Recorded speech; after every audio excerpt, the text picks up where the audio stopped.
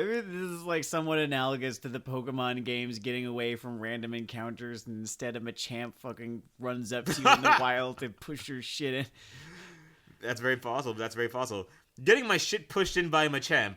That's how I felt in the aftermath of the Legend of Korra entry in the Avatar franchise. Yeah, this one's been a long time coming, and this is not the only episode that we're going to do about this it. is going to be split into, I don't know, somewhere between 2 and 4 parts. It depends where the wind blows. It's going to be 4. Okay, Sam has 4 episodes of thoughts on the Legend of Korra. Hachi fucking machi. I guess I'm just going to dial over to pure punch-up mode. No, it's going to... See, what's going to happen is Sam's going to say a bunch of facts, and then I'm going to just shout the word butts at the end, and that'll be the format of Weeaboo Hell for a bit.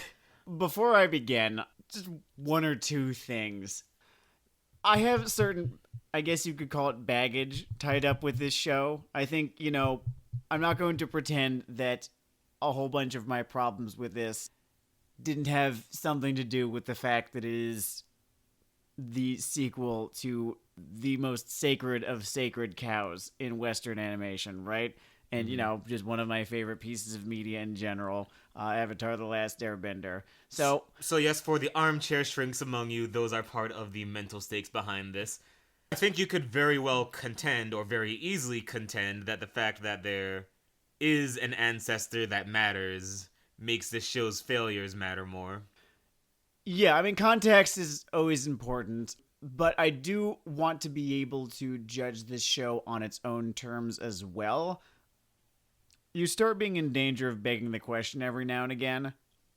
When really? You've got this... what's wrong with begging the question? All right, so I got to define begging the question right now. Because no one knows what it actually means.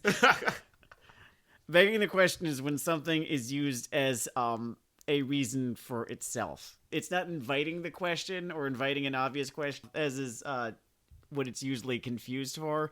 Begging the question is, person A is an honest person, and I believe what honest people tell me. So when they say that they are an honest person, I believe them because honest people tell the truth, and I believe what they tell me, right? Oh, so it gets crossed up with a different fallacy a lot. Then. Yeah. So it's like it's kind of like a circular logic sort of thing. That is what begging the question actually means. So I don't want to start getting into Korra is bad because it is not Avatar: The Last Airbender, and Avatar: The Last Airbender is good, therefore, because Korra is this, removed from Avatar: The Last Airbender, it is not good, right? Right. I'm trying to not do that. There are other things. There's plenty of other things, but I'm going to try and not... If I could steal 3 minutes from your thesis statement, I'm going to do my only boring asshole thing. Okay. Only because we're doing 4 episodes on this. Yes. It's just some basic ground for people that love the dulcet tones of your voice and don't know what the fuck we're talking about. Lay the ground. All right. Cycle back to my childhood. Maybe your childhood, I don't know how fucking old you are. Point is, there was a show called Avatar: The Last Airbender, which is in the simplest terms, a sort of A to B epic fantasy story with a martial arts aesthetic / choreography, and a fantasy setting in which 4 classical elements, people can punch each other with them. It is very fondly remembered. There are overall themes of balance, nonviolence, reconciling the past, etc. Mm-hmm. And once again, widely beloved, including us, we have a show called Weeaboo Hell, so you can sort of tell where our fucking investment in this lies. This is one of the sort of shows that is frequently cited when one refers to anime as sort of more of a general movement than a specific geopolitical fucking product or what have you. Yeah, I would definitely classify Avatar: The Last Airbender and Legend of Korra as anime. Hence the fucking topic of this in the first place. Mm-hmm. Now, that's Avatar, right? Also, follows a kid named Aang. Not that important for our purposes. No. So then here's the sequel show announced called The Legend of Korra. Okay, this slots relatively naturally into the concept. The idea is this guy's reincarnated over time, so he might be reincarnated into this new character who is this water tribe. There are 4 classical elements. There's a water tribe, fire, nation, Earth air, Kingdom, commune. Air nomads, yeah. But the point is, this was this, again, hotly anticipated because of the sort of legacy this first thing I just established. It tends to inspire a sort of Star Wars, Star Trek-ish type of devotee. Yes. Which I guess is to its credit as just an epic fantasy sweep or whatever. And The Legend of Korra is enjoyed in some camps, and in many other camps that I live in, it is less so.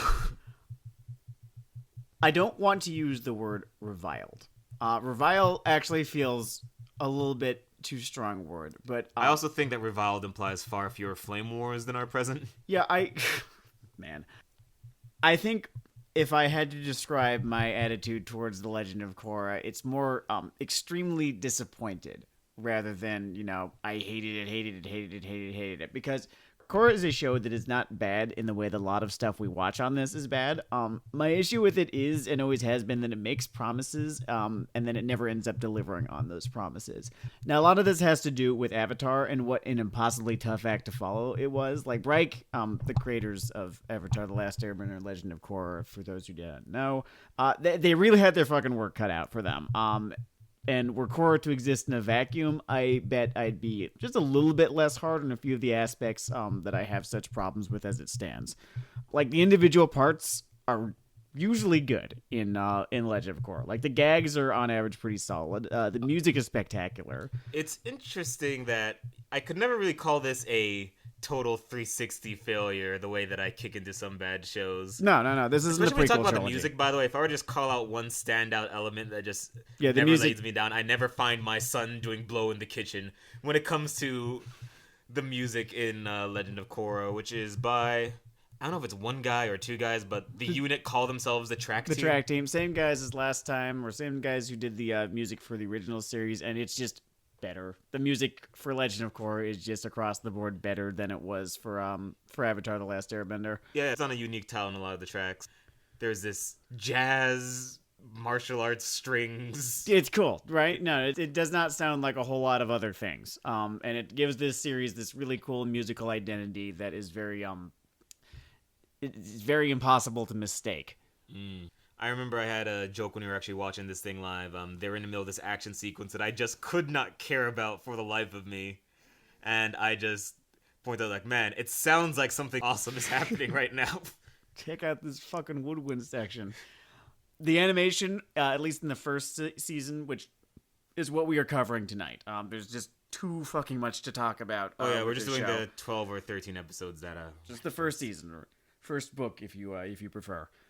The animation was really great in the first season. The production design ruled. I absolutely fucking love the look of this show, top to bottom. Like, they never fuck up there. That's true. For those of you just joining the franchise here, we're going from I don't know what century would you pin the original series at? The original series seemed to take place I don't know, like anywhere from the 16th old century times, ancient. Yeah, it was just older times. There's no guns, and here we are just sort of thrown into this 1920s the 20s, thing. yeah. Like you basically get everything except gunpowder for karate reasons. Yeah. There's no guns in this show, but I respect that choice. Yeah, I wanted to shout out in particular because I'm not going to be easy on this series, so I'd like to get out of the way just a few things that I really do like about it. I wanted to shout out the fantastic character designs and how they kind of evolve over the course of the series. Like, in visual media, one of my favorite things that to see is when character designs change over the course of the series, as it means reflecting the characters and their arcs. Like, Avatar was great about this, and Korra is, I don't think, any less so. Like, one thing I especially like is that the art style of Korra looks like a slightly more grown-up version of Avatar's art style. Like, everyone's proportions are just a little bit less exaggerated, and it does, like, this great job of telling you that this will be the same world as before, but the problems the protagonists deal with are going to be more complex than before. That's true. Yeah, the character designs do a lot of nice work, and I mean, obviously, they achieve just the base goal of character designs of making little endorphins go off in your brain, but they also just carry the character information that they're meant to. Everyone just also looks very interesting, too. You want characters to have, like, strong silhouettes, and they absolutely fucking do. If you take Korra and turn her into a silhouette, just take all color, shape, or anything besides just, her outline away, like, anyone would be able to recognize her. Same with the rest of the main cast. Muscular cave woman comes across relatively quickly. It's nice. It's nice. It's the same with most of the rest of the main cast, for the most part. Something else I will point at, just because of my particular branches of nerdery and oh, Sam mentioned character design, so now it's time for Dennard to talk about violence. But even at the nadir of this show, except for the kaiju thing, that was fucking stupid, yeah. the choreo will always have at least interesting maneuvers. It will always be relatively taut. Like, the way people hit each other, it's always it's gonna cool. look cool. You will hit a threshold in this show where why they're doing it and what happens afterwards doesn't fucking matter anymore. Yeah, it's not always that they're telling a great story with the action, with the fight scenes of this, but they always look real good. At the show's very worst, you'll be watching a interesting round of BlazBlue before someone says something fucking stupid. And they do, like, just mountingly so, they do.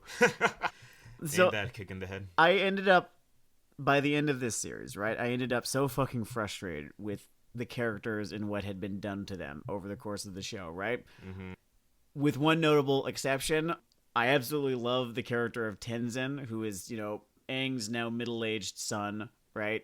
Out of the better characters, he is one of the only ones that is not randomly assassinated. Yes, which is funny because someone tries to assassinate him later. But like, literally tried to fucking sense. murder. Like, I know, no, there's this fucking... I've been calling it the fucking mobile character assassination squad, which fucking rolls up pretty early on in season 2, and I feel like they never really did wrong by Tenzin. Like, I love that he's basically the opposite of Aang, that he's aware of this, and that it infuriates him, and he gets mad whenever someone brings it up. I resonate with how weighed down he is, by his responsibilities. Like, I get that a whole fucking ton. Like, how he's not above being envious of his own children at times. Yeah, he does not get those 10 carefree years that Aang rode through. No, it's just always been, like, he grew up with the weight of the fucking world on his shoulders, and it's just still fucking there. And I also like how he strokes his beard a bunch. I do that. In book 3, right? We're going to keep it mostly contained to talking about book 1 today, but in book 3, he has this one fight, which I rate as the best fight in the entire show, and honestly, it's in the top 3 for the entire franchise. Like, the Last Stand? The Last Stand. Like, the depths to which I would rave about it, but if we're doing 3 more of these fuckers, I need to save my talking points like precious bullets, so... we'll get there when we get there. I would call it, like, a contender for the top 3 in the franchise. The Last Agni Kai still wins. It is a sacred cow for a reason. Premise of the first season, just so that we can get this out of the way, is that Korra needs to come to Republic City, which is this, kind of Shanghai, New York, like 20s metropolis. York, by Chicago, so, something like that. So that she can study airbending. She has one more element left to master. That is the last one, and it's not coming too easy to her. Meanwhile, she discovers this conspiracy by this group called the Equalists, who are a whole bunch of non-benders who wish to... are dubiously oppressed by their society. We'll get there. I've got something for this, trust me. Who are fighting for social equality for non-benders, right? In a world, where, like, bending is this big fucking deal. Their whole position is that, like, non-benders have gotten the short end of the stick. And they are led by the mysterious and enigmatic masked man, Amon. Who's got the coolest fucking character design. He has a mask that, with different choices, could have printed them money for a while. Yeah, they didn't make those choices. Anyway, he has the mysterious ability to, in a manner akin to Aang at the end of the original series, permanently remove someone's bending. What does this mean, dear readers? That's an interesting open question, isn't it? You could almost call it a mystery box. Boy, you sure want to know what's in the mystery box, don't you? Yes, that's Amon is interesting only for so long as the promises that are made about him have not been broken yet. Right. But that happens later on in the season. We're gonna get there. We're gonna talk about relationship stuff now. Because that starts up pretty fucking early. So shipping... I don't know, the inmates are running the asylum in terms of the balance of time that shipping takes up in the show. Maybe I could just live with that as a shift in focus if it were handled as deftly as things that used to take up time. Yeah. when we were rewatching this, right, the first bit of was when there's that first bit of sort of like flirty dialogue on Bolin's part, and I'm like, oh right, this shit again. It's not the most elegant. I'm not going to bemoan the show's choice to have relationship drama and have it be a bigger part of it than it was in Avatar, as I do not necessarily believe that doing so was at odds with what the show was trying to do. The problem, I think, is it's a human thing, and they were, I think, committed to the idea of having some of the characters' concerns be more teenage, both into things that they both into less important and more important things that they worry about. I think the problem for me was how the romantic subplots were all positioned relative to the rest of the series' actions. Like in season 1, too much time is dedicated to the fucking love triangle. I want you to fucking imagine. I want you to imagine that the plane has just hit the tower. God. And the fucking head of the CIA bats his eyes at FBI Coon and says, "Hey, are you up to anything later?" It always feels like While George Bush Jr. just drops the flowers he was holding for CIA Coon. It's in case you wonder what it's like in my brain, by the way, it's a lot of shit like that. But yeah, well, I feel like the relationship drama always seems like more of a priority for both writer and character alike.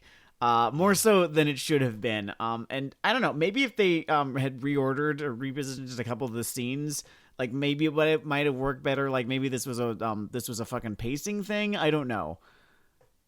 I mean, like, a lot of the relationship issues in the show are just anchored to the fact that Asami is a key, like, linchpin or waifu option or whatever the fuck you want to call them of their relationship diagram, but she only really exists for the relationship diagram in a sort of plot-driven action-adventure thing, and you're just constantly have thrusts in your mind, why is this human being here?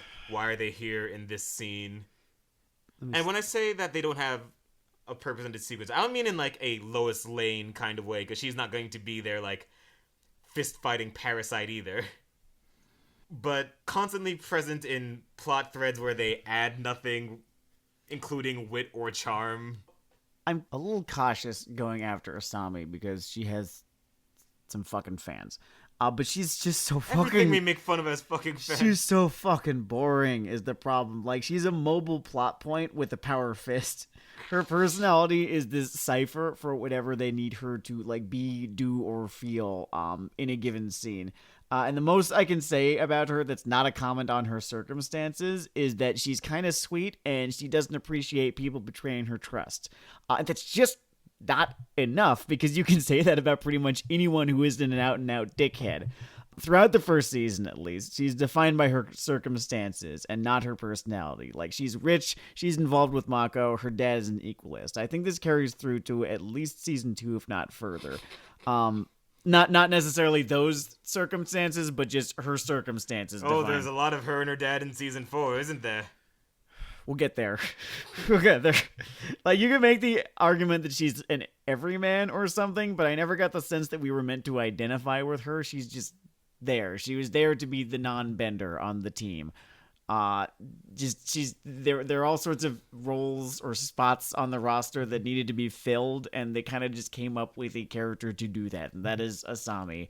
And I just, on a scale of 1 to 10, she sure exists. She tastes very much like bread, toast perhaps. I don't know, man. Bread can have all these redolent flavors caked into them, or seeds, various mixtures of yeast. There is no interesting crunchy shell around Asami. There is simply content. Grist for the content mill. It's the worst fucking thing that I could say about a character is that they inspire fucking nothing in me. I don't even hate Asami. There's nothing there for me to fucking hate. Like, usually if in an otherwise good series there's a character that I really fucking dislike, or that I used to like, and suddenly I do not like them anymore, that tends to be an issue of, like, there's some idea that I just fundamentally disagree with about what they're doing with that character, And that happens with Mako, but I keep saying we'll get to that, and we will. But with We're going Asami, on a tour of the islands, only like getting throttled by Jeff Cobb or some shit. with Asami, she just, I don't know, she just sort of, whenever they need a fucking C plot, right? And I know that doesn't really sound like a high stakes bad character, and maybe in a sense it isn't, but the thing is that the romance is such a bigger gear in this show. That's the thing. It is as if they decided to change the action comedy ratio to like Rush Hour. Then suddenly Bolin's terribleness would become more important because he's like the comic heavy, and every bad line he spews I would suddenly hate more because suddenly it's just a constant runner of poor fucking Bolin. Like they tried. I found him. They tried harder than with Asami. He was way more irritating than I remember him being. I think a whole lot of my fucking maybe perhaps tainted memories of him and his character come from just where I know his character arc is going and just the bad and awful places that they take his character arc throughout basically every season except 3. That may be at work because in this first season he is merely he's like grading in a tish kind of way. Yeah, like he's not really dragging down our narrative. He's fine. He doesn't add a whole bunch. Like I find that except getting cucked. Like Korra, Mako, and Tenzin, right? Are I felt the three the most interesting players in season 1. So true. And Bolin, he's like along for the ride. But his gags, right, are all basically just Sokka gags, right? They're played like the Sokka gags from Avatar: The Last Airbender. But for whatever reason, they are so infinitely less charming. I think there are a few things that could be kicking the charm in the kneecaps. I think that this in part has to do with the fact that they had the inimitable Jack Decina in Avatar: The Last Airbender, and PJ Byrne is just, this isn't a knock against him, but he's just not the same talent that Decina was. And Sokka... PJ Byrne is on a similar level if you just ignore things like, intonation of voice, the material given, timing, causing endorphins to be fired off in my brain. I don't want to be unfair to him because I think he does a good job with what he's given. It's just that they're trying to make lightning strike twice a little bit, and they shouldn't be. That's the thing. They also just have way less of an idea of what they're doing with him in a narrative sense, like a character point A to point B kind of sense. Like, yeah. I don't know, book 1, Avatar is essentially Sokka discovering the world outside of his backyard. Well, I like that, yeah, which is good, yeah, and they do it really early on. They give him this short but important character arc in those first 2 episodes, and they gave him like these little islands. Like, there's one episode where he basically has to get over his thing of pointing and shouting the word witch. They have the way better than I remembered it, like sexism Aesop episode. Like he's just. The whole world is sort of coming at him at once, and that had a role in that. Honestly, it was a easy position for someone to be a comic heavy without being a moron, which is just he was a little sheltered and did not think of himself as such. Well, what I liked about him is that he was very much probably the smartest person on that team. Yeah. Right? And thus him kind of being a goofy dude, provide like a fun contrast is provided there. Bolin, on the other hand, is a fucking moron, as we will learn. Bolin is breathing with intense effort, and we should all be proud of every manual breath. Again and again and again in this fucking series, Bolin he just fails to do the smart thing every single fucking time. The smartest thing that Bolin does is photosynthesis. The man who has made himself like a plant. I think that was Sartre. He was the one who was talking about like plant people, rock people, and neither people. I'm not sure. I'm not that familiar with Sartre. Right. I watched Precure yesterday instead. Oh right, yeah. Weeaboo Hell, not literature hell.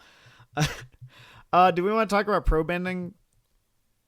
The pro bending thing is. It feels like a cheap shot. It feels like fucking low-hanging fruit is what it does. It's a weird discussion point because I feel like it gets conflated with other things wrong with the show. I feel like the rudderlessness of a lot of the relationship just gets pinned on the pro-bending stuff existing. The pro-bending thing is it's a fine frame for various stunts. they maybe could have done a better job of either making sure you knew the rules going in to be invested in these matches or what have you. But I don't think that's a flaw in the pro bending concept. I don't know, it is paced out worthy, but if there are overall pacing problems, I guess what I'm saying is that as a critic, I sometimes feel wary of ever saying you should not have had this element or narrative goal entirely. Like, it's about the execution, and I think there's a version of the universe where there's an interesting story about Jesus playing basketball. Well, here's my issue. I'm kind of gonna argue. I guess because I've watched so much fucking wrestling, I think you can just weave narratives into sports stories to any cracked out extent, and I don't know, maybe there could have just been more social ramifications of their wins and losses. Like, what if the team they're fighting, like, in their off time publicly backs harsh crackdowns against equalists? They're doing a fucking reverse Muhammad Ali thing. Well, the issue is that the way that the series is written, right? The issue is that the emotional stakes of pro bending are just so much less than literally everything else going on in this series. Oh, and yes, pro bending does suffer when I said about the 9/11 thing, where like after the second plane hits the second tower, there is a long pause, and then the Secretary of the Interior dribbles twice, and throws a jumper. Like, it ties into a couple of character arcs, right? And it's how, you know, Mako and Bolin are introduced to the series, and, you know, like there's a reason that they're, you know, into it. It's like their ticket out, whatever the hell. But like the whole little Oliver Twist side story. Lordy me, I feel like they could have found something else to do the job that had anything to do with where the season was going, because it just doesn't. Like, at best, you could argue that pro bending is like this bread and circuses type deal that keeps people from focusing on the real problems with society. But, like, what real problems? That doesn't even work, because their real problem is people resenting fucking benders. It would be like if we had a sport that consisted of people throwing fucking money at each other. I'm trying to fucking get into other than behind the scenes football. I'm putting on my devil's advocate hat right here, right? I'm trying to think of like the argument that you could make in favor, right, of pro bending. You know, what kind of metaphor they were trying for, what, you know, point they were trying to make, and it could be seen as this sort of, you know, almost kind of celebration of bender supremacy or something like that, although it's never treated like that in the narrative. They sort of do at one point. When they 9/11, the fucking Super Bowl of pro bending, they do have that little rant, these are supposed to represent the greatest benders of your city, but they are corrupt and rabble, yeah. That does happen. I don't know, it's a fucking sport. When I break it down, like, I look at individual episodes trying to apply it. Mm-hmm. Where it survives the best is just its initial usage with the airbending plot. Yeah, and that first little episode right there. I liked that episode a whole lot. It was well done there. It was caked in a very natural and straightforward way, and I think that works. Maybe if you had taken the highlight or the point of the 5 or so pro-bending, like, episodes or little mini arcs. There were so fucking many of them. And it condensed them to just 3 strong points where the other 2 are as strong as at first. Oh, she's learned to do the airbending motion thing. The element would survive better. It suffers from being dragged out, and it suffers from being associated with a whole lot of other stuff. For example, the relationship drama gets caked into their pro-bending results. Yeah, I'm wondering how much of is it pod racing bad? I feel like it's not necessarily pod racing bad, but it's very difficult to dodge the association. It is less arbitrary than pod racing. It seems a little bit less arbitrary than pod racing. It is way more tied into what's going on and where people go as people than the pod racing-ish.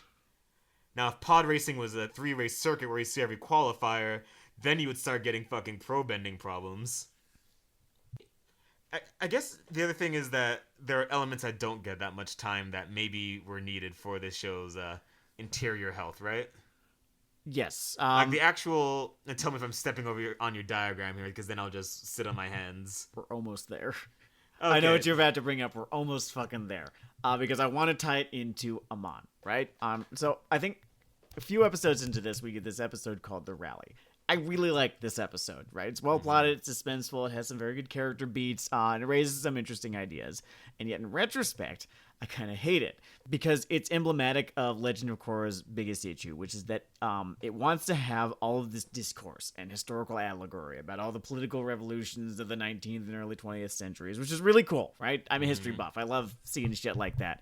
But it will go all in on these conversations in the first half of every season and then find a way to avoid drawing any conclusions about them by the time the finale rolls around. And not even a, like, you're going to have to make up your own mind kind of way. It'll find all these little tricks, I guess, to sidestep them. I used to have a little dishonest summary of this, where I would say it would just land on the status quo answer to every fucking issue. But that's not even what it does. It's like I say, it just sort of veers out before it hits a team.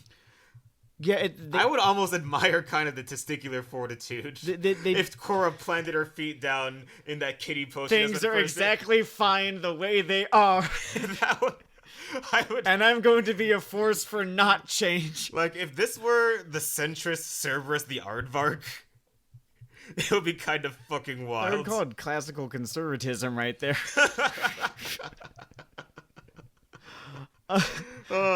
So Amon's ideology, right? His whole kind of vague Marxist Occupy, whatever. His ideology is never really Occupy, bending, civic.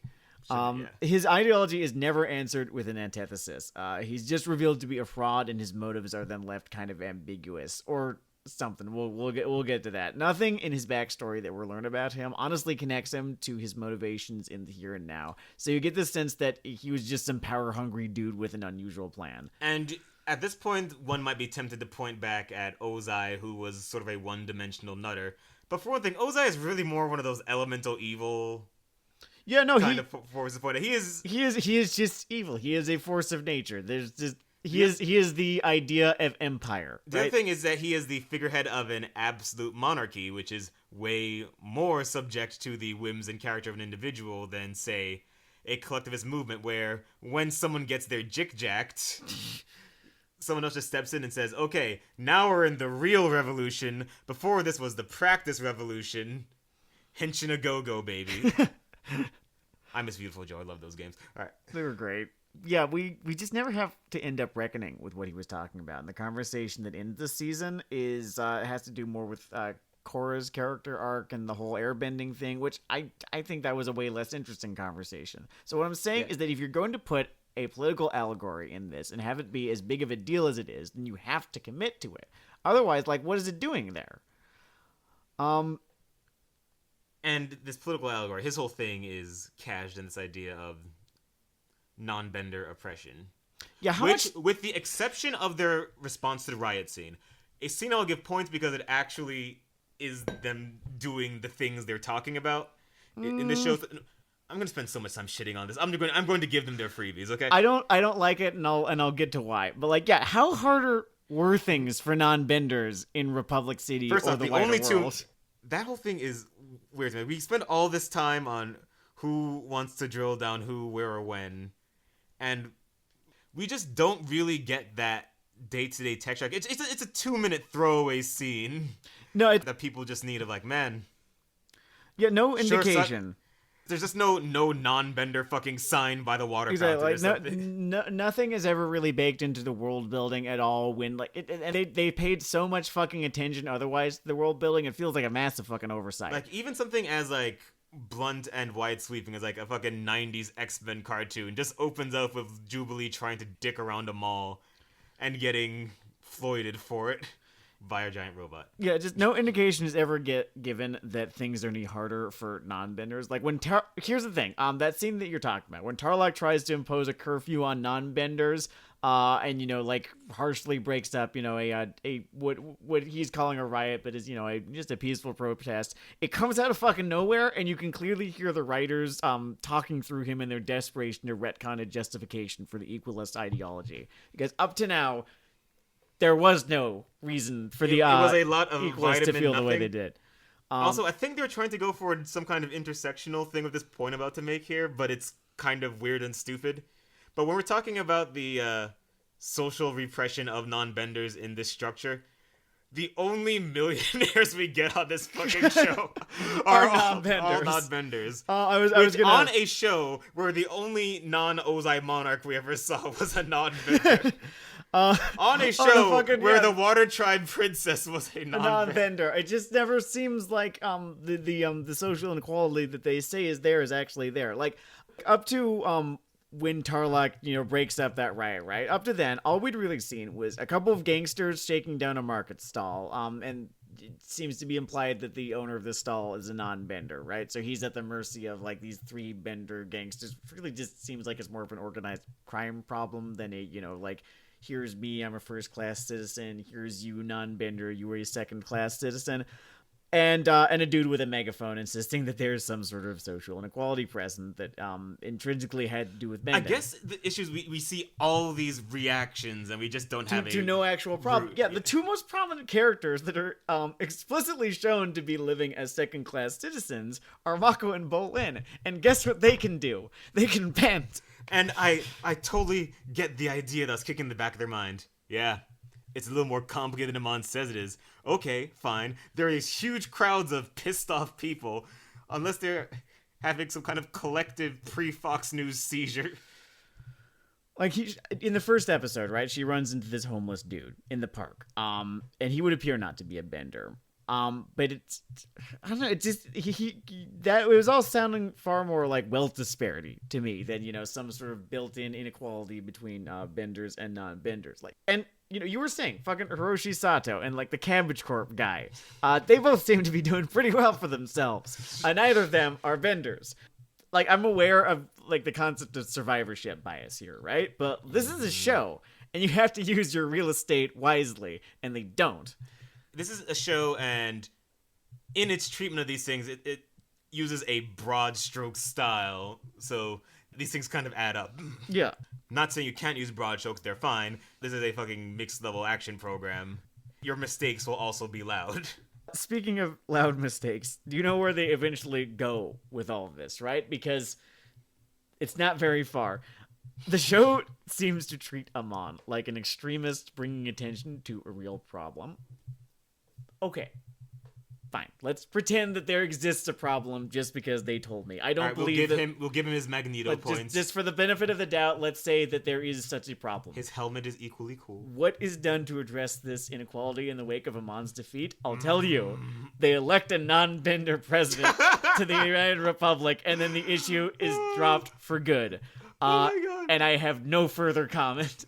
It's the most beautiful thing I've ever seen. I just want an Avatar version of Stephen Colbert with his arm wrapped around Lou Ted pointing at him. It makes my fucking soul smile. So it's my favorite thing in this show that isn't the action. It's just the moment they say they elected their first non-bender president. Also, they have presidents now. So we all know that when Barack Obama was first elected on November the 4th, 2008, that day is the day that racism died in America, and we all know that to be true. And I'm left here to wonder, in Season 2, when Korra cocks up and the spirit world gets 9/11 into our world, are there people walking around saying, "Thanks, Obama"? Is this the world we live in Avatar now? Is this where we're at? I don't know, she spends the fucking course of the show getting people to fucking hate her, so I have to imagine someone at one point just says, "Thanks, Korra." Speaking of Amon, right, this series was going to live or die on how interested he ended up being, and thus it died. This is partly the fault of writing him like a J.J. Abrams style mystery box, like you were saying. Like, he is interesting because of what you don't know about him and what you imagine about him, by design. But once you start learning about him, the less interesting he becomes, because "My Dad Sucked" is just way the fuck too pedestrian a motive for someone with such an apparently complex worldview. And it doesn't even connect, is the problem. Like, I just don't end up buying that my dad was a bender and he sucked, plus I have a tendency to want things to be fair, would add up to what we get. You have to basically come up with his ideology for yourself, which to me means that it doesn't exist in the first place. Like, this is a problem that they could have dodged had they, again, done the legwork and actually show us why it was so hard out there for non-benders. It is a fascinating fuck up, because when I went through my first run of this show, And even when I was like rewatching it, I was just sort of all in on this guy. I said, hey, well, this part is really cooking here. Good job. All right, going for something a little more earthy than the Ozai thing. I admire the variation. And then, with all the weight they'd put on the mystery of his thing, and I think his Revelation episodes bother me a little more. Because I think it could have even gotten a B with not even really even having a fucking answers. I think this is a case where the information you get is worse than where you started. Like I was saying, the more you learn about him, the less interesting he becomes. Like, if his literal fucknuts early explanation thing is, yeah, the spirits totally fucking hate benders too, they taught me how to jick their jack, I would have rocked with it just on the sort of force of attitude and just the idea that maybe he'll just be like an elemental force of correction, the way that Ozai was the force of being a monarchist dickhead. I think what I would have preferred... like a Robespierre, like a flat, just out of nowhere Robespierre, would have been way easier to rock with than what we got. Yes. They wanted to have it tie into, Korra awakening to, her past lives or whatever.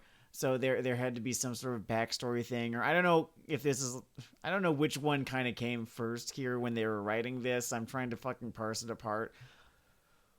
I think they probably came up with his backstory first, and then found a way to relate it to Korra's backstory in that Aang's story, which is her backstory or whatever. That is the order that I bet it happened in, but that's just conjecture right there.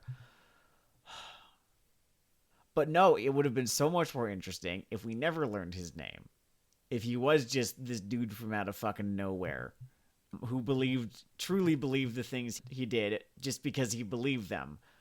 I agree with you there, and when it comes to that point for me, I guess the reason I say that even no answer would have been better is that I don't want to give this the weight of saying, I thought it was X, Y, and Z, because that's not really the problem here. The problem here is that what you put in this space that debatably didn't even need to be filled was bad enough to make the content behind it dumber. Yeah, retroactively dumber, yeah. And the content ahead of it, you are just painted into this corner, to which your solution is he wipes off his own makeup and everyone says, I no longer believe in communism. Yeah, I want to maybe not give them points, but give them the benefit of the doubt and that they only had so much time to work with here. That's one thing. I guess another angle is I think they aspired to these being problems that you can't karate kick your way out of. I guess. It doesn't really land there because he is revealed as a fraud because he got punched out a window. But I see the backroom conversation in my mind's fucking eye. Like the idea that he is beaten because the people turneth upon him and his brother turneth upon him. Well, yeah, no, that's a problem. He's never beaten because his ideals are wrong. He's beaten because his ideals not necessarily are fake, but just he's beaten I get what you're trying to get at. The flaws in his ideology don't sink him. Korra's inherent plucky hero 2 doesn't beat him. She gets a lucky hit in. His makeup comes off. Like we're never his ideology is never given an answer, and then we're then left to wonder if there was any ideology to begin with, and why we've been fucking wasting our time talking about this the entire season, as they're not actually referring to a real problem near as I can tell, and it's and you don't even really get the B grade. The goodness of the hobbits came through because again, her one lucky hit after. I want to say it was sort of 10 minutes of just the song Bangarang playing behind him and her sobbing in the corner. We'll get to Korra's booking later. No. I'm saving that. I'm putting that in the end. That's gonna come later. I'm gonna mention it once or twice. Just seed it once or twice in this episode. But the big canonical conversation about it is going to come later. I think this is a little bit apropos of nothing. I think a few of the issues that I have with the romantic subplot because we were sort of talking about this, is mitigated by the fact that they wrote the first book as a miniseries, right? They had only so much time to tell this story that in retrospect, I end up kind of wishing that that this plot had played out over a longer span of time. Like, it could have had the same results. It puts them in an awkward place later. I don't think it damages this season, so maybe... I think it damages this season. That's just the base concepts being bad. It would have been bad. It would have been the inane things over a longer stretch of time. Like, I think the... Well, here's I don't what think something wrong with that. I think that within the season, there's something wrong with these plots resolving to the point that they do.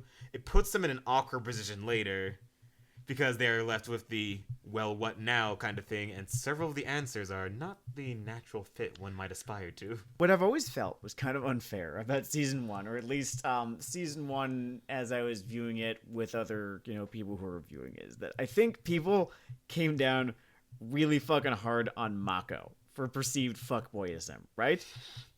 So the question is, did he act like a fuckboy? A little bit, yeah.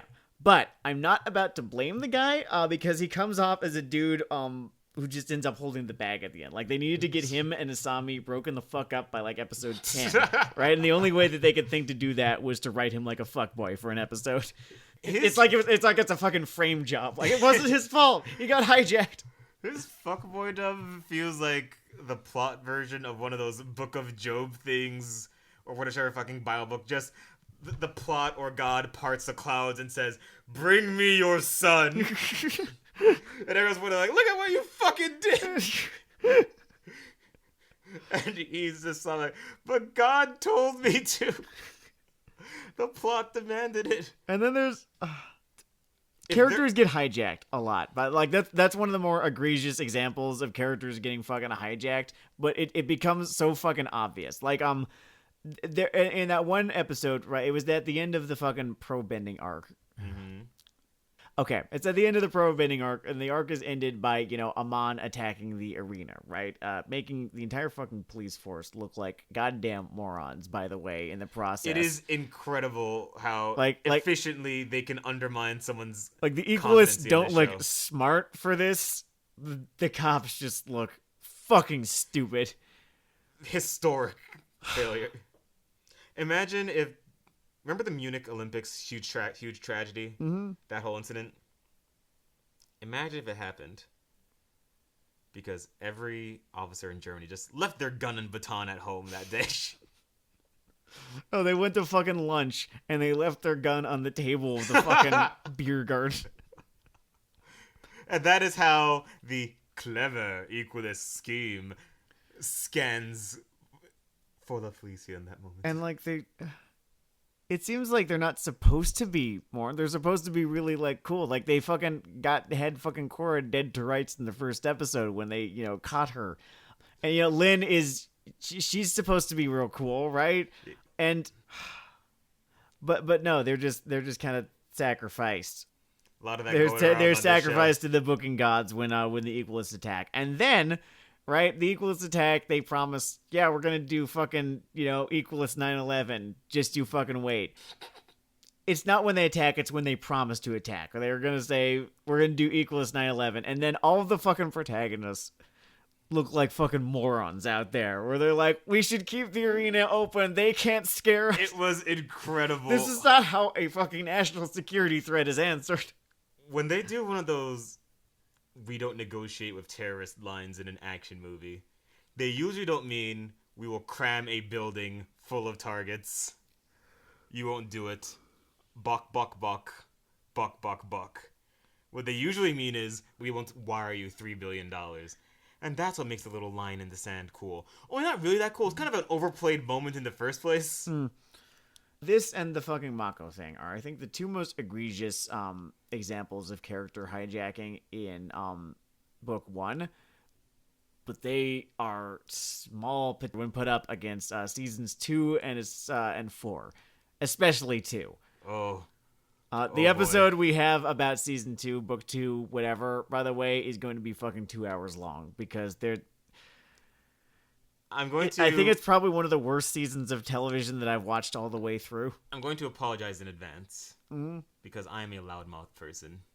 with strong opinions about the second book of this show. At some point, I will say something about some protected category of person, and I will forget to edit out in relation to Book 2 of The Legend of Korra. So I will... We're gonna do our best to try not to. I would like to preemptively apologize to racial groups, various disabilities, various sexualities, philosophies, nationalities. Am I leaving anything out? Occupations. There are a lot of trapdoors that I don't think I can stop myself from running headfirst into. People with jobs, people who do jobs, jobbers, you could call them. You could call them jobbers. I think, but the point I'm trying to make is that all of the issues present in the series going forward begin in small ways in season 1. The foundation. And season 1 is, I guess, technically the second best season of this show. I would call the aspirational failures of Book 1 superior to the sea of mediocrity that Book 4 leaves us waddling in, yes. Yes. Yeah, I would say so. I would also say that this just introduces all the fun, cool new things, and that is worth something. It got a whole lot of novelty points, certainly, yeah. Whereas, because like this one's rival for the second best season is 4, with third just being the best one. And second, just very clearly being the worst one. And for a couple of years though, I was so fucking butt mad about what they did in season 4 that I was insisting that it was the worst season. I think fresh pain means something. Fresh pain means something. I think if you lay them both out on the table, season 2 is almost certainly worse. But I think we might be getting ahead of ourselves right now. It's very possible. It's very possible. Well, the reason that I hated season 4, and I'm gonna try and like tie this into something, is because season 3 made so many like fucking second term promises that season 4 then broke. And that is, again, the main thing with The Legend of Korra is that it makes these promises and that it never fucking delivers on them. And it's not immediately apparent. And what I want to talk about is the halfway point of season 1, right? Or right after the halfway point of season 1, the episode, The Aftermath. This is the fault line. We found it. I have been wrong about the show for so many years, thinking that everything fell apart during the flashback episodes towards the end. No, The Aftermath is just when the alcohol poisoning sets in and the party goes downhill. Yes, I think at the time it came out, right, when we were watching this thing live, because oh boy howdy was I ever watching this series live. It just felt a little bit off. That's odd that happened just now. There was a whole lot of that reaction, right? But in retrospect, this is just where all of the problems present in the season, like that are already there, are just coming home to roost, or they're starting to come home to roost. It's fun that this show introduced a athletic thing at its root, because this episode is when the idiot ball comes out in force, and everyone is just shooting threes with the idiot ball. And there are the interpersonal idiot balls that get thrown into the romantic plots. They're just like competency based. Do you think that guy with the rocket launcher down the street is a terrorist or not? Idiot balls that get launched into thinking characters' faces. There is the baffling whatever is going on with the equalist philosophy and Sato. Yeah, I want to talk about Sato because he is at the core of why this episode is so awful. So, the twist that he is an equalist, it's about how that is handled. Because it's just like a really like very clear cut just case of just not great writing. Like first what they do first, right, is they tell you this guy Hiroshi Sato, right? Mm-hmm. He's an equalist, and I'll tell you why. It's because his wife was killed by a bender. Could I put a pause on your point here? Sure. Because here's why I fucking hate that. And it's relatively crisp and quick. Mm-hmm. When Amon is giving his fake backstory, which you know is propagandistic bullshit as he says it, he says, my family was killed by a firebender. And you are meant to say, okay, yeah, bullshit. And roll forward. 3 episodes later, we come to this dumb fuck. And he looks screen, my family was killed by a firebender. And we're about to take it with full dramatic seriousness and way like, oh, you cockbacks. You are vomiting into your own shoes right now. Proceed. There might be something to be said with for context, but yeah, that's a good point that you make. So what they do is that they tell you, yeah, he's an equalist. This is why, right? And then this is presented to him. Aha, gotcha. And then he's like, oh, no, I'm not. And you, the viewer, is supposed to be like, what? Then who could it have been? And then mere minutes later, it all turns out to be fucking true. Now, the way you want to write a twist like this is that maybe they were correct in their initial assumption, right? That, yeah, this guy is an equalist, right? And it's, what they were wrong about was the motive, right? And that is what ends up throwing them off or something like that, right? You could do, for example, like, he is an equalist, as suspected, but instead of resentment over his wife's murder, like, I don't know, he grew up hearing awful stories about the war from his parents, and they were convinced it was all the fault of Benders, and this becomes part of his ideology growing up. This is how you make something character-driven instead of random event-driven. Well, this is just an example, and I'm not trying to fanbook a better season, There Be Dragons, but you see what I'm saying is that when they give you his affiliation, his motives, and then just throw you off the trail for a second before confirming, yes, everything we just told you at the beginning of this episode was true, it's not a plot twist so much as it is a spoiler. It's like someone telling you that they're going to throw you a surprise party. Yeah. And everyone looks like an idiot in this episode, too. For just being led around by the nose by the fucking, twists and turns. Spoiler is good because I didn't have a one-word summary for a broken mystery plot. The spoiler, yeah. A mystery plot to solve a mystery you know the answer to for 20 minutes. They could even have done a thing where they know this about him, but that's not good enough because they have to prove it or something like that, and that becomes the challenge. But they don't do that. They're just thrown off the trail for 3 minutes. Now, the reason that this matters is because of what it does to the emotional gears of the episode. Like, fuck the whatever cinema sins aspect of it, but the thing is, the dramatic pin of the episodes becomes Korra believes this. Mako sides with his girlfriend by default. Yeah. Asami is in the corner of the room watching the black avatar have sex with her wife, whatever. And that's like the emotional thing of the episode. So then the second layer is also fucked. And the way that they execute these moments of, the sort of dissension of trust was just not working on its own, and it's built on a rickety foundation, so then I'm even more annoyed. And then my blood pressure is high enough that by the time the steampunk robots come in, I think I would think they were cooler if they came in before or after this episode. I want to talk about the steampunk robots. I've got some fucking notes about those. Okay. It's a little bit of a nitpick, and I'm trying not to nitpick in this episode. We've hit all the big picture stuff though, so I think we can. So this is just like shit I didn't like, right? The presence of mechs in this show always felt very fan servicey to me, and I was never more than lukewarm on them. Like, I have this little buzzing noise that goes off in my head whenever I sense a show is trying to bribe me with superficial elements that I'm meant to like, so that I don't pay as much attention to its shortcomings. It's why I'm extremely wary of pantsuit shots in anime, and why I'm equally suspicious of stuff that's meant to be totally sick, bro. Don't you like your robots? Don't you like your electric power fists? Shit like that. The climax of the 4th season was the culmination of all of this, by the way. I have an alarm that blares for that. At the risk of getting ahead of myself. It makes me sound like a way worse person. Mm-hmm. Because mine is a little simpler. It's just, am I being treated like a contemporary Doctor Who fan? Like, are they thinking, okay, they bring out the sonic screwdriver and they're gonna fucking cream themselves?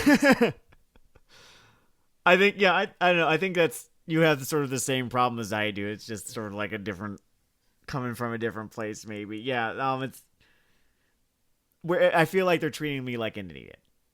I feel like the show is treating me like an idiot by being like, he loves robots. He'll eat this shit up. Also, something they never quite figure out, and this goes back to, it is ultimately an action show, and all punches matter. But when you bring in these robots, and you haven't necessarily mastered the art of making their movements or manner of movements or just manner of fighting quite as engaging to watch, you're just losing points that there could be some perfectly good karate in this scene, is all I'm saying. They're doing the same grappling hooks that the regular Equalists do. Like, do you know how well trained we are as audience members?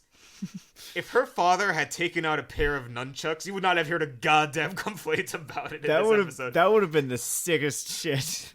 You never understood, Asami. Then you just game of death for 6 minutes. I don't even fucking care. All right, I want to arrive at Korra right about now.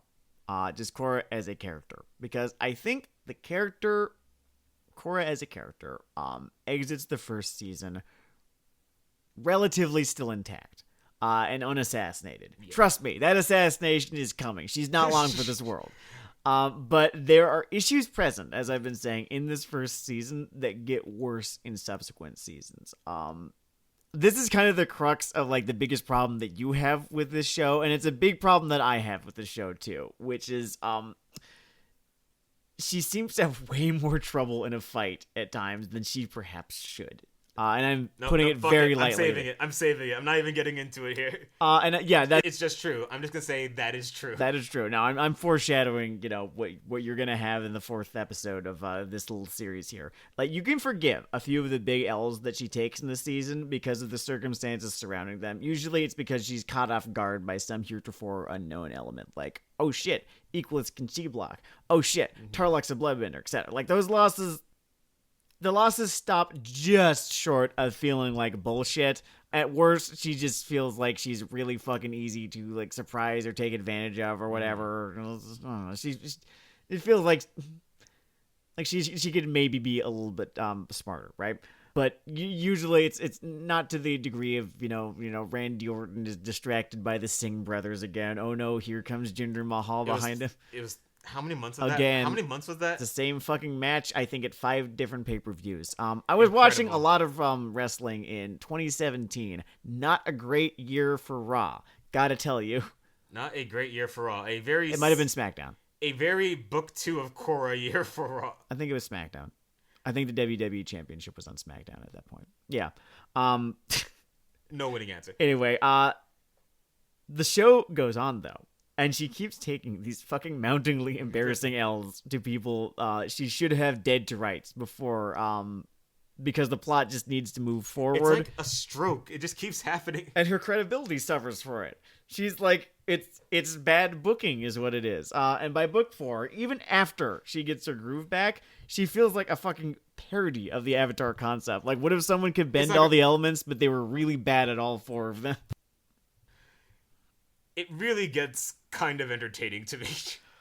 And when I say entertaining, what I really am... Like the mean kind of way?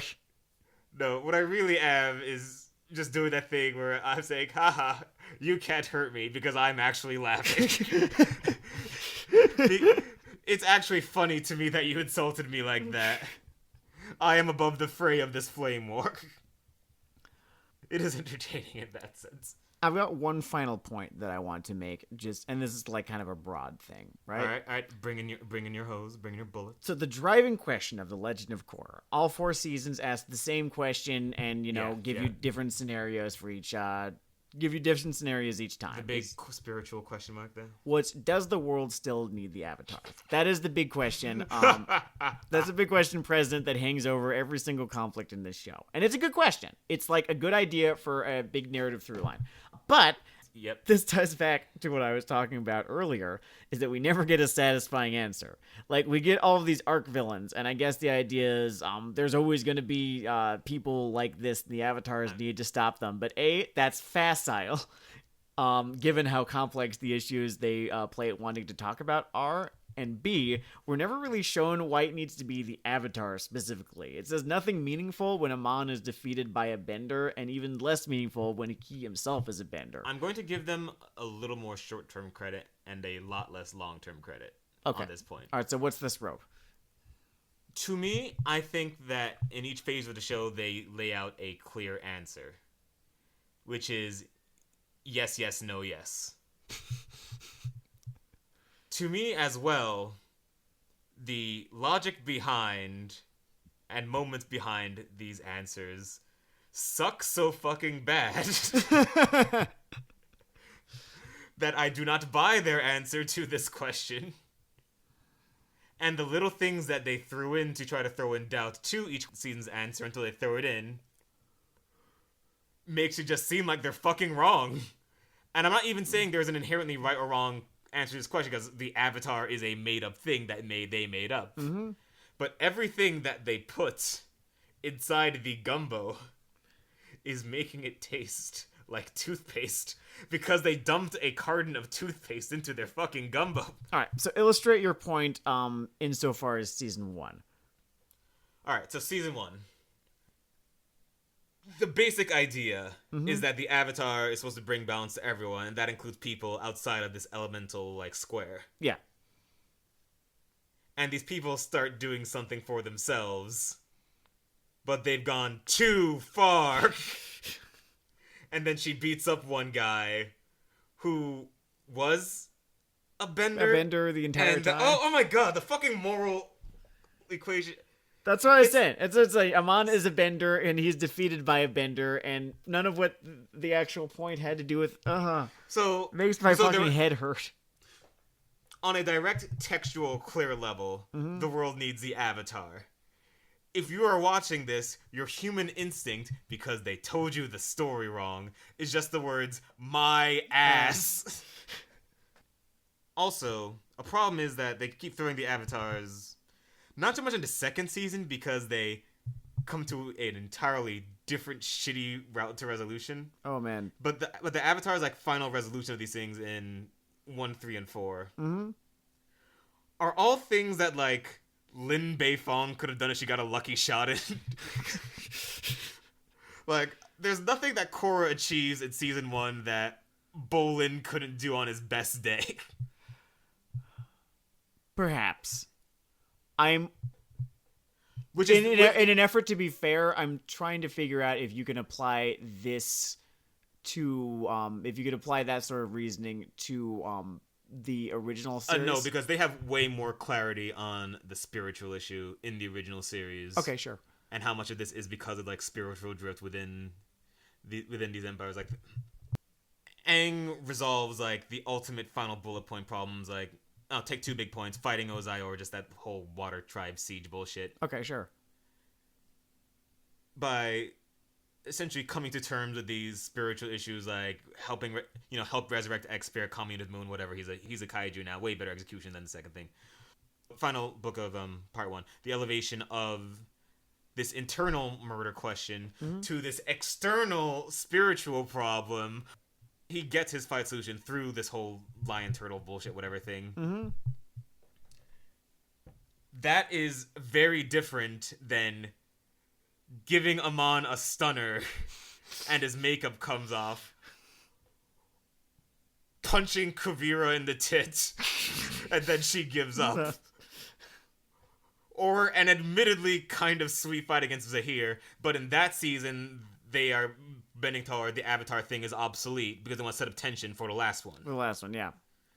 So in each of those scenarios, basically the root of the Avatar thing, which I guess maybe they backed off from this because they failed so spectacularly in season 2, is that you are the bridge between the spiritual and physical worlds. And just another axis of balance.